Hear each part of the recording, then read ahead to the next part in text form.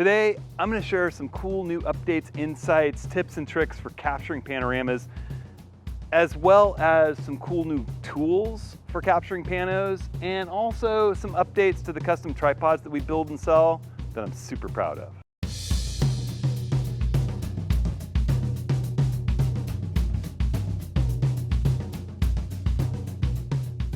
Hi everybody, it's Hudson. Welcome to this week's video. We're going to talk a fair bit about panoramas, panoramic capture, and also about some cool new support gear. Some of it involving panoramic capture, some of it just the cool new stuff that we're doing with some of our custom tripods. A lot of you know I've been into panoramas since the days of film, since I was photographing on medium format film, scanning those positives, bringing those into the early versions of Photoshop and hand blending them just to get more resolution, more ability to print large. And I know a lot of you have watched my advanced panoramic photography course. If you haven't seen that, you can check it out right here. It goes into a whole bunch of detail about how to deal with more technical, complicated pieces of panoramic captures. For example, when you have something really close in the frame as well as things out in the distance that matter to you, and you're worried about the appearance of parallax, where close objects appear to move in position to distant objects as you pan through the scene. Also talks about doing multi-row panoramas and just increasing resolution. And you know, it's an interesting time in photography with our software getting better and better and better. And over this past several years since I put out that advanced panoramic photography course, I've started treating more and more panoramas as if they're simple panoramas. The software, particularly in Photoshop and Lightroom, has just gotten so good at blending multiple overlapping frames into a single image that I worry a lot less. And believe it or not, a lot of the panoramas I capture these days are just shot handheld, watching the level view in my camera, watching the grid view, overlapping every single frame, putting the intersecting point of my rule of thirds grid line on a subject, shooting it, moving it so the level stays level and the next grid line is on that same piece, just overlapping the frame significantly to work with the center, sweetest part of my lens, and not worrying that much about parallax. You know, and I talked a lot about using more complex, specialized panoramic capture equipment for multiple row panoramas and for tilted panoramas when your camera's significantly tilted. And these days, I work much, much more with just my simple fluid head or my Acratech panorama head. You know, the fluid head is my favorite when I can afford the weight to use it. I use this nodal rail. We'll talk about this new adjustable nodal rail from Acratech in just a second here.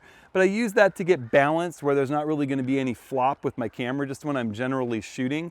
And when I'm going to go and capture a panorama, you know, if I'm capturing a panorama from left to right, a long, wide panorama, I'm going to put the camera vertical to sweep the wider part of my sensor through the scene as I capture it. And I love the way that the fluid head just makes that really precise. You know, it's as simple as opening up this leveling adapter, and I absolutely love the Leofoto LB75 and the LB75 Systematic, the LB75S leveling adapters, because it lets me keep both hands on the head as I just move this little wing, get the bubble level in the center of the head level, that's the panning point, and move. And that way I can tilt, lock the tilt down, and still pan level. Now, when the software wasn't as good and we were more worried about parallax some years ago, I would be concerned about the fact that my no parallax point, that point in the lens where the light rays cross each other and there's no parallax evident as you rotate with that point centered above the axis of rotation, I'd be really worried about making sure that that was perfectly aligned using this nodal rail to get that no parallax point right over the axis of rotation. These days I don't worry nearly so much about that. I'll just sort of center my lens up for most panoramas, and if I'm shooting not panorama capture, I get nice and balanced using that nodal rail. I leave it on the head all the time, whether I'm on my pan and tilt Acratech head, you know, the same basic principle without the fluid, much lighter weight, or I'm using that wonderful damped fluid head I just let the head do the tilting and then pan level so that it works just perfectly. You know, it's much more complicated to do with a ball head. I'll show you why in a second. But these days, again, I'm not taking such careful measurement unless there's a situation where there really is a close subject. I'm using a lot of aperture. Maybe I'm shooting something at f11 with a close subject and a more normal lens and a more distant subject, and I want everything in focus.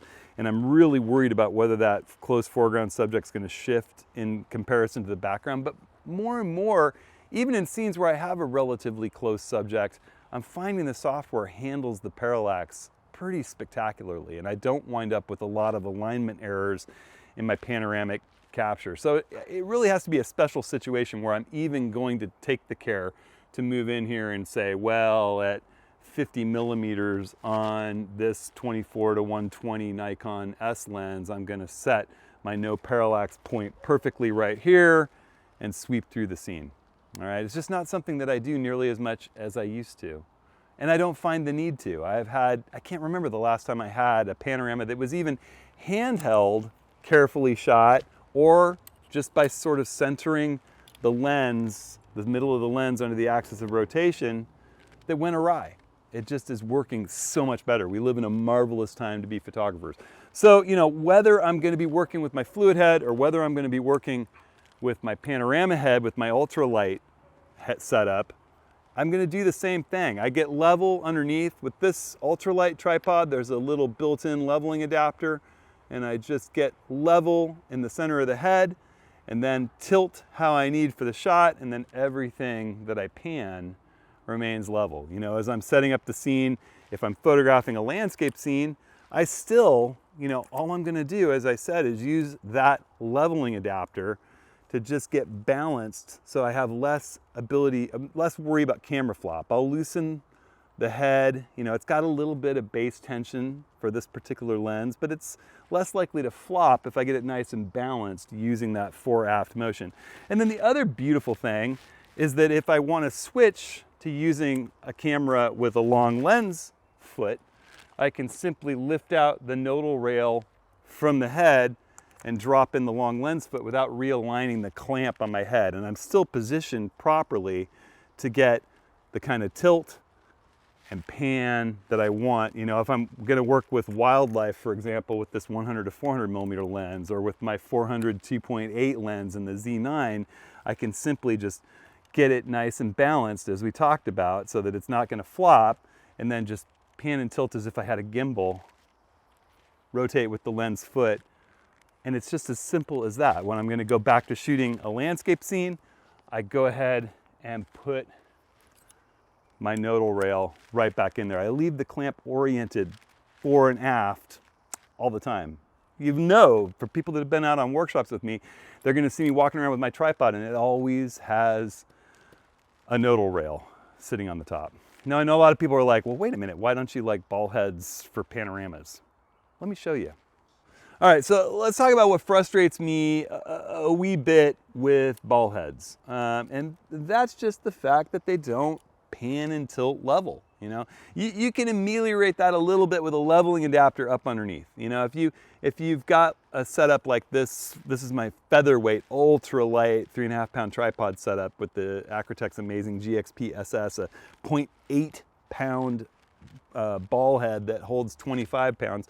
You know, you can get it level at the leveling base of the tripod here with this little adjustment, and then my Acratech nodal rail has a big beautiful bubble level that's visible back here with the camera mounted, and I can loosen the ball and then I can pan perfectly level. Yes, I can. But the minute that I start to loosen it up to tilt or do so, I don't have that precision of perfectly tilting vertically and staying level to side. I can stay level side to side with a leveling adapter beneath and a panning mechanism that's down beneath the way Acratech has designed this in. But that ability to accurately do multi-rows gets really wonky. You know, you lose that precision of just a little bit up, just a little bit down.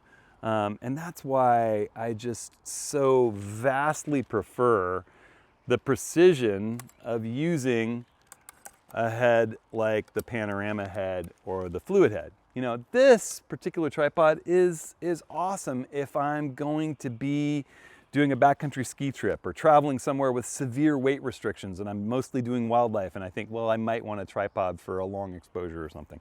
You know, this is the one that it's very little penalty, it'll fit in my carry-on bag.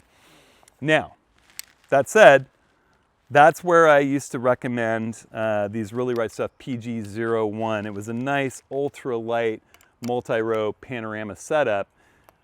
These days, if I was going to carry this, I'd rather spend the weight on just bringing my my Acratech panorama head, my ultralight tripod setup. You know, that would, oh, I put this on backwards. See, I haven't been using it much lately. Plus, I haven't seen Really Right Stuff selling these for some time. They were great. Now they sell much bigger, more complicated systems. But this essentially lets you set up a system that's much more complicated, that allows you to use your ball head to do panoramas. Again, an L bracket's gonna just be critical for all of this stuff. This would enable you to tilt, level, and to pan level. All that's capable with this 1 pound Acratech panorama head, or this 2 pound fluid head. You can do exactly the same thing. Now granted, it did keep your axis of rotation more leveled right over the center of rotation if you were setting up a complicated panorama with a close subject and dialing in your nodal rail to be perfectly over the no parallax point. But again, I think the software has gotten so good that we just don't really need to worry a whole lot about that anymore, all right? So some tips I would have you consider when thinking about panoramic capture are, you know, just slowing it down a little bit, making sure that you stay level, making sure that you stay right over the top, that you stay level, that you're using the grid to think about your overlap more than you would think you would. You can do it easily on your tripod just by putting, if you're going to use a tripod, sort of the center of the lens, somewhere in the middle of the lens over the axis of rotation, and see if those, do some tests, see if those don't just align quite well for you in Photoshop or Lightroom. I think you'll find to your surprise that that no parallax point has just grown less and less important with time as the software has gotten better and better. It's very rare I think about it anymore. Now occasionally, like I said, when there's a really close subject, I'm on the edge of a big volcano with the wide angle lens a foot above the crater rim, and I want to get the crater rim with a 14mm lens and the whole crater and the horizon and the mountains in the distance. Yeah, I'm gonna go, for this lens I want to be at 95mm, click. I'm gonna make sure that I have the best chance possible of having no parallax mess up that opportunity to capture that rare event. But again, if there's not something really close to me in the frame, I'm just not really gonna worry about it at this point.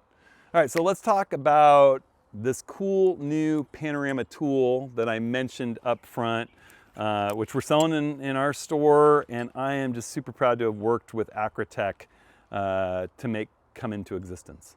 This is Acratech's amazingly cool new adjustable nodal rail. I'm really proud to have had a hand in the design and prototyping of this, and it's got beautiful scales, top and the sides, left and right, in centimeters from 0 to 15 centimeters, marked in millimeters, really easy to adjust, really easy to set right in the clamp of your tripod head. You know, I prefer using this with either a fluid head or Acratech's panorama head. Works great with the long lens head as well for shooting panoramas, just being able to pan and tilt level.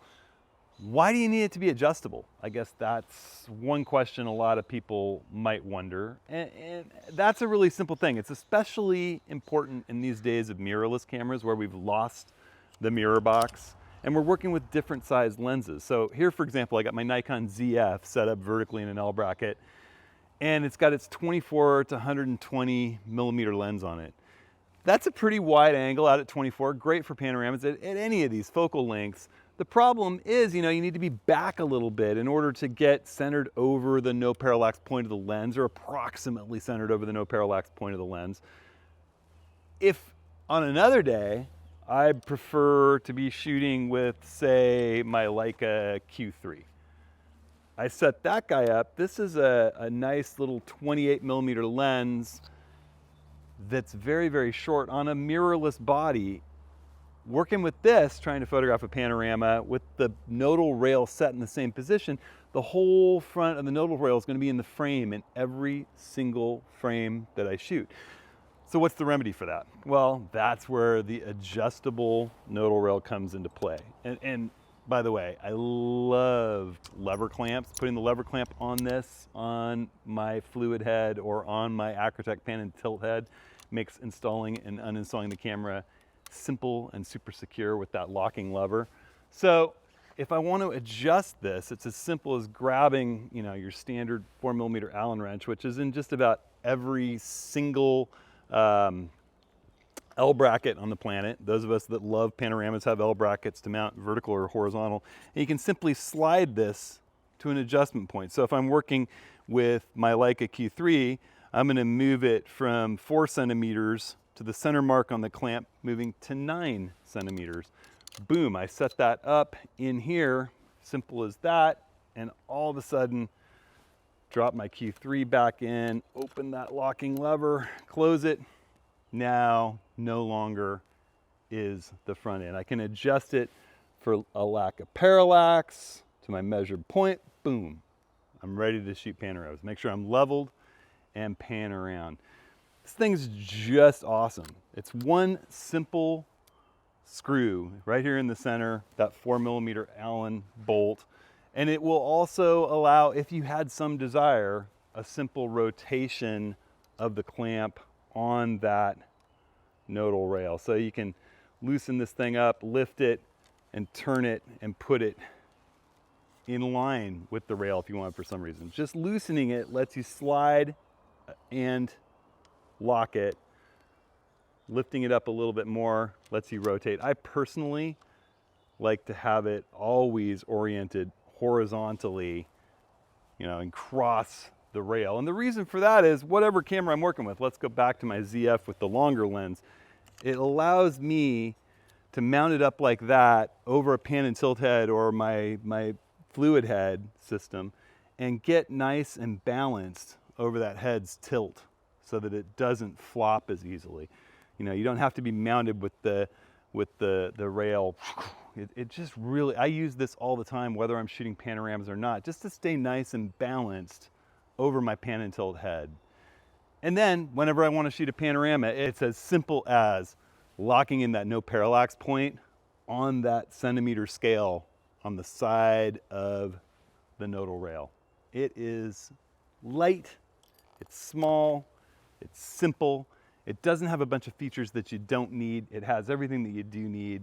It's about as light and small and simple, just like everything that Acratech makes. Burly, strong, easy to use, well-designed, lightweight, built to last a lifetime. All right, well, as you can tell, I am super excited and proud to have been a part of the design and prototyping of this new nodal rail. We're carrying it in our store, and we're proudly putting it on every one of the new tall, light fluid head builds, as well as our ultra light Acratech pan and tilt panorama head builds that we're doing in the store. You can see all the tripods, parts, and accessories, and this Acratech nodal rail right here if you click on the link, or you can run into this video's full description and there'll be links to all of these. That's the biggest innovation coming to our tripods right now, but there have been several cool innovations over the last year or so.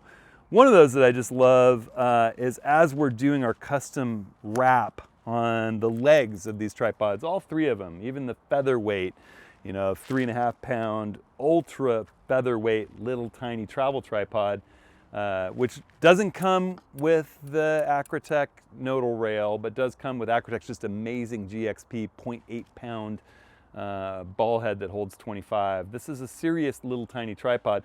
All of them get these bicycle cork grip tape for road bicycles wrap, and we've been installing a little ledge using hockey stick tape, a kind of a custom technique that woodworkers use. My good friend Charlie Johnson shared with me who is an amazing woodworker as well as photographer.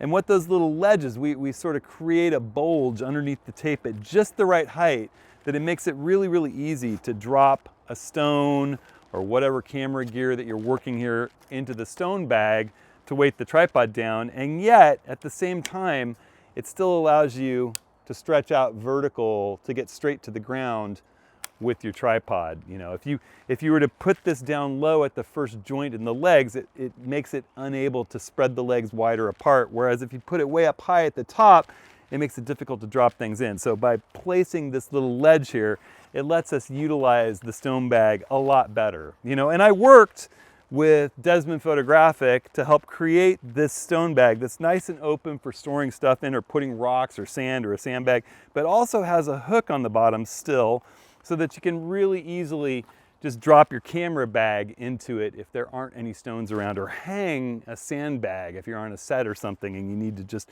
be able to drop some weight into there to make that ultralight tripod that only really weighs 4.5 pounds suddenly weigh 15 or 20 pounds and be super solid for doing those panoramas or that landscape shoot in high wind.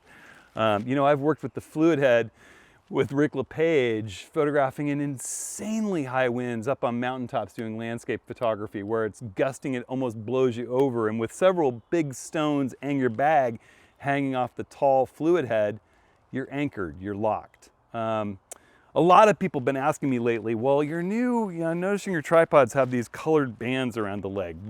What is that for? And I'll just say that when I go out on workshops these days, so many of the workshop participants have adopted carrying either a fluid head or a pan and tilt head that when I jump into the back of the van to find my tripod, I see like 6 or 7 tripods that look almost identical. And a lot of different workshop participants have come up with different ways to identify their tripod from the other people's fluid head builds or ultralight custom builds in the back of the van. I have wrapped some colored gaff tape. I can put a link to that in this video's description from Amazon. It's a really nice thing to have around sometimes just to identify things. I actually wrap my speaker cables and put a little spot on the stereo where each set of speaker cables go, so it's really easy. Orange goes to orange, green goes to green. But I put this around the top, the silicone tape that we finish our wrap job with, that nice clean finish, and then put my name and my phone number on here in case I was ever to leave it behind. You know, maybe some good Samaritan would be able to call and get me my beloved fluid head back. Another thing that we're offering, and it's also in that link in the store, that link to the tripod and tripod accessories, are these amazingly lightweight titanium rock claws. Now, the fluid head and the pan and tilt head builds, the ultralight build and the tall light fluid head build, both come with a set of rock claws and a set of long stainless steel rust resistant spikes with caps, the rubber caps that spin on and off to protect delicate surfaces when you're using those spikes. And they give you a little more height, particularly with this build. I generally keep them on the tripod at all times. This set of titanium feet actually shaves 1/4 pound. All 3 of these weigh significantly less than 1 of the stainless steel claws, and either of these tripods are available with this as an upgrade, or you can buy these separately. They're not cheap, but they save your back carrying another 1/4 pound if you're out on an adventure or a journey.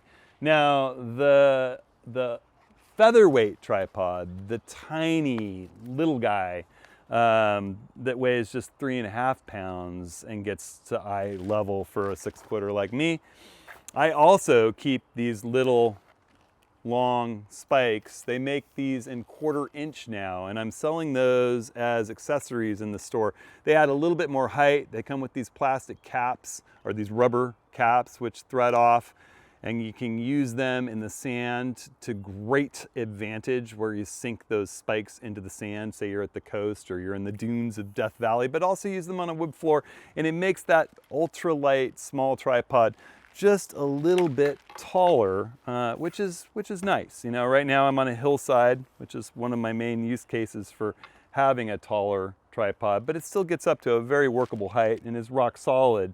Again, we do the same thing with this tripod. We have the rock bag, we have the ledges built into that. You can easily drop gear or weight in this to make it much more solid. You can hang your camera bag from it. And so This tripod doesn't come with the rock claws and spikes stock like the bigger tripods do. I feel that many people buy this as more of a urban travel tripod. It's rock solid, but folds up very small and weighs very little. I tend to use it, as I've said, more on big overnight winter backpacking trips, things where weight makes a huge difference. But if you weight this down, it's rock solid, and Acratech's GXP SS head is amazing. If you would prefer to put a panorama head on this particular build, you can always email me and I can customize that. They're exactly the same price, the GXP SS as the panorama head. So it's easy for me to swap those, and I have those both in stock. Again, all this stuff and the nodal rail and all the parts to build your own, for the most part, are in my store. You can always just click right here, hudsonhenry.com. Or, you get links in this video's description. I'll link these tripods and the Acratech nodal rail and the feet that I've talked about. So that stuff's all there. Those purchases really help us out with the photo training that we do. I super appreciate it. I've got a little break here. We're creating some fun new videos, and we're gearing up for Glacier National Park, still doing editing. From the trips that we just did. Costa Rica in particular has a lot of editing left to do. I had an amazing time there with that new 400 2.8. Look for some more content on all of that soon. Hit me up with any questions you have about anything that I've been talking about. We'll be doing another set of office hours in the middle of June. You can always sign up for those over at hudsonhenry.com/office hours. You can also click right here or in this video's full description. And you can join us for a big free live group photography meeting Q&A. We're gonna have kind of an open Q&A for the next office hours. We had so many questions about Lightroom versus Lightroom Classic, and there were a lot of other questions peppered in that were amazing. So we'll try to get to some of those and new questions that you all submit. You can watch that on YouTube Live if you'd like, or you can also watch it over on Zoom. You can join us in the Zoom meeting where we can all see each other's faces, which is a lot of fun. All right, everybody. So I hope everyone's staying safe, staying creative. If you have any questions about any of this stuff, drop it in this video's comments or hit me up with an email. I'm always happy to talk panoramas, camera support, or really just about anything else photographic. So thanks, everybody. I'll see you next week.